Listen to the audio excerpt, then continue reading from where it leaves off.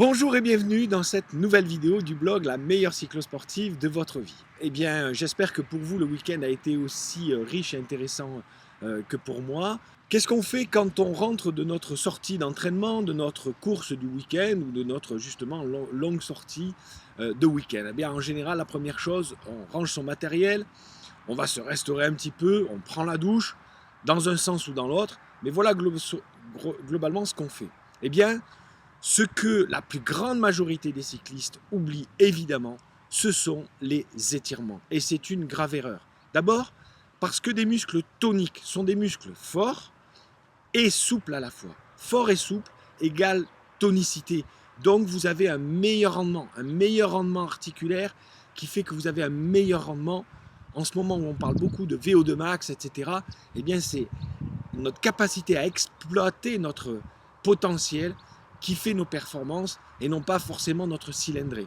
Des muscles qu'on étire régulièrement récupèrent mieux, plus vite et se préviennent des blessures. Alors bien sûr, vous pouvez me dire, oui mais j'ai vu des études qui disent exactement l'inverse, que les étirements c'est pas forcément très bon, que si on les fait avant ça peut blesser, est-ce qu'il faut faire les muscles chauds, les muscles froids, etc. etc., etc. Des études tout aussi sérieuses les unes que les autres, de cabinets les plus sérieux les uns que les autres, ou alors d'athlètes de référence, tous aussi sérieux les uns que les autres. Eh bien, je vais vous dire, pour moi, les étirements, c'est pareil que l'alimentation. On a des études contradictoires en permanence. C'est pas que ces gens-là sont incompétents ou passent leur temps à vouloir avoir raison et donc sortent une étude qui démontre l'inverse. Non, c'est tout simplement que les êtres humains ne sont pas des machines standards et que nous sommes tous différents. Moi, j'ai une musculature assez importante et assez tonique, puissante pour un cycliste, d'accord? Forcément, eh bien, ce qui marche pour moi n'est pas la même chose que ce qui marche pour un cycliste qui fait 60 kg, très fin, avec des muscles très longilignes. Et puis, on a d'autres qualités de fibres musculaires qui font que ça marche ou ça ne marche pas. Ne vous fiez pas exclusivement à ce que je dis, je n'ai pas plus la science infuse que toutes les belles études que vous aurez pu lire sur les étirements, d'accord? Mais moi, ma clé, c'est de dire testez-le. Testez-le pour vous et faites-en vous une étude scientifique pour vous.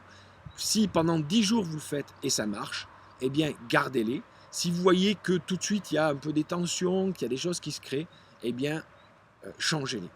Je vous propose aujourd'hui un nouveau format pour les étirements, parce que voilà, j'ai constaté comme vous que la plupart des cyclistes n'aiment pas les étirements qui sont pourtant un élément clé et indispensable de votre performance et de le faire en bonne santé. Alors, je vous propose cette première capsule qui va vous expliquer juste après comment faire les exercices. Et ensuite, vous trouverez juste en dessous une deuxième capsule qui vous fera carrément un petit programme d'étirement. Alors, j'ai choisi aujourd'hui 3 étirements fondamentaux du cycliste pour les quadriceps, les ischios et les mollets. D'accord? Les muscles de devant les cuisses, les muscles de derrière les cuisses et les muscles des mollets. Ces 3 exercices que j'ai choisis sont extrêmement simples et rapides, c'est-à-dire que pour les faire, c'est des positions qui sont simples à comprendre, faciles, il n'y a pas de gros risque d'erreur, et elles sont rapides. En 30 secondes de position, vous obtenez un très bon résultat.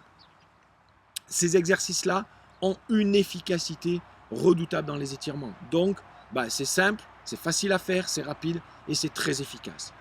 Ensuite, eh bien, je vous invite à suivre dans un premier temps le protocole de la vidéo juste en dessous.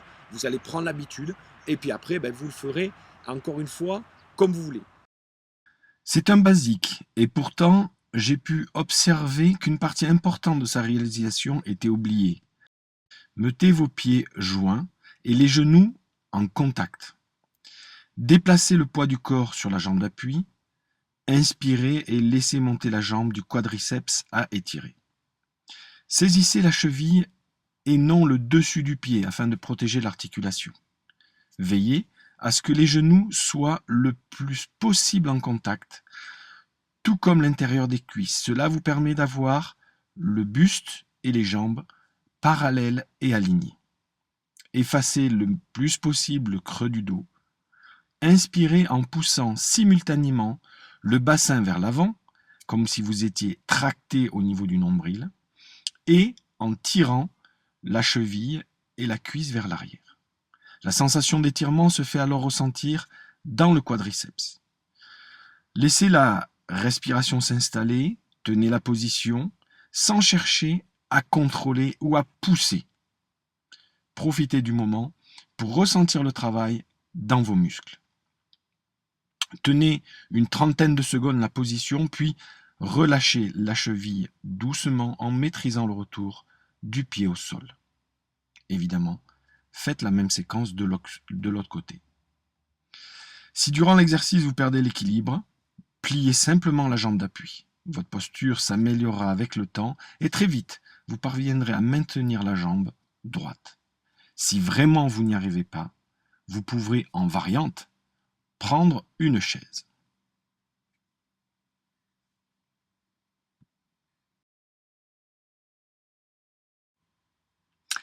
Ouvrez le pied gauche. Orientez le bassin pour qu'il soit parfaitement en face. Le genou gauche regarde vers l'intérieur. Avancez la jambe droite, talon au sol, pied flex, comme si vous vouliez planter les choux à la mode. Inspirez, puis descendez dos droit durant l'expiration. Soufflez. Les mains viennent soit derrière le dos, soit peuvent vous servir de repère en descendant jusqu'au niveau du genou, sans exercer de pression. Les mains doivent descendre toutes seules jusqu'à arriver à ce niveau-là. L'amplitude du mouvement est suffisante. Inutile de descendre plus bas.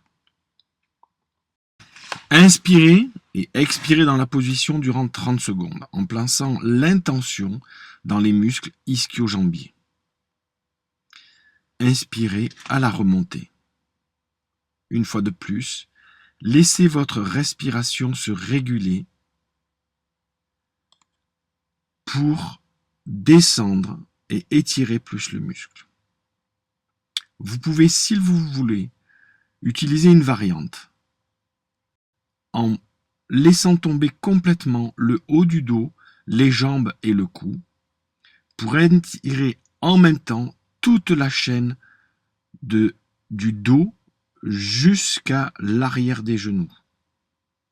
Cela peut être intéressant, mais aussi, il est parfois intéressant de travailler de manière ciblée, en étirant uniquement les ischio-jambiers. C'est à vous de tester et de voir ce qui vous convient le mieux. Il existe plusieurs étirements du mollet. Je vous propose celle-ci qui est l'une des plus connues et que nous allons faire selon le schéma précédent axé sur la respiration. Mettez les mains en appui contre un mur, les bras parallèles au sol. La jambe à étirer est en arrière. Inspirez, puis poussez le bassin vers l'avant et enfoncez votre talon le plus possible dans le sol. L'étirement est ressenti durant cette phase. Tenez la position pendant 30 secondes et laissez votre respiration s'installer et s'adapter au travail. Veillez à ce que la cambrure du dos soit acceptable, c'est-à-dire qu'elle ne génère aucune douleur. Vous pouvez faire une variante en rapprochant un petit peu la jambe arrière de manière à ne pas soulever la plante du pied qui reste bien collée au sol et vous pliez le genou de la jambe qu'on cherche à étirer. Vous étirez ainsi un petit peu plus le talon d'Achille et le bas des mollets. Mon dernier conseil, c'est que personnellement, j'ai remarqué que si, quand j'arrive de ma sortie vélo, je pose mon vélo, je commence à manger, je prends la douche, etc., c'est très dur pour moi de me mettre à faire des étirements. Donc je fais les étirements, et encore une fois, c'est pour moi, tout de suite quand je pose mon vélo, je descends du vélo, et je me dis, si je pose mon vélo, eh bien j'attaque mes étirements. Vous allez voir que ça tient, 2-3 minutes, c'est très facile, donc je le fais tout de suite. Au pire des cas, comme je roule un jour sur deux, eh bien mon jour off, le jour où je ne roule pas, je me fais une petite séance d'étirement, et vous pouvez très bien commencer par celle-là, ça sera très bien, si vous la faites peut-être 2 fois dans la journée ou un peu plus, d'accord, puisque cette vidéo que vous allez voir, ce sont sur des séries de 30 secondes d'exercice. Mais si vous voulez faire plus, je vous conseille, eh bien vous pouvez soit, après une fois que vous avez l'habitude, faire sur 1 minute, soit faire 2 fois la magnifique capsule d'entraînement que je vous propose juste en dessous. Encore une fois, merci.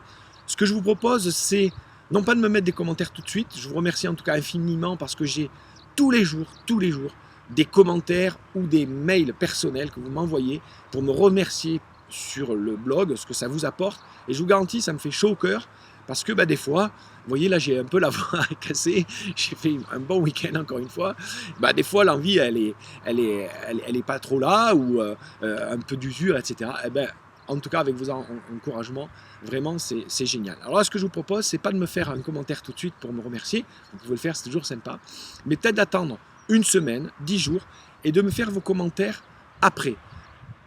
N'intellectualisez pas, faites-les, faites simplement ces exercices. Et dans 10 jours, une semaine, laissez-moi vos commentaires pour me dire ce que ça fait. Ça marche pour vous, ça marche pas.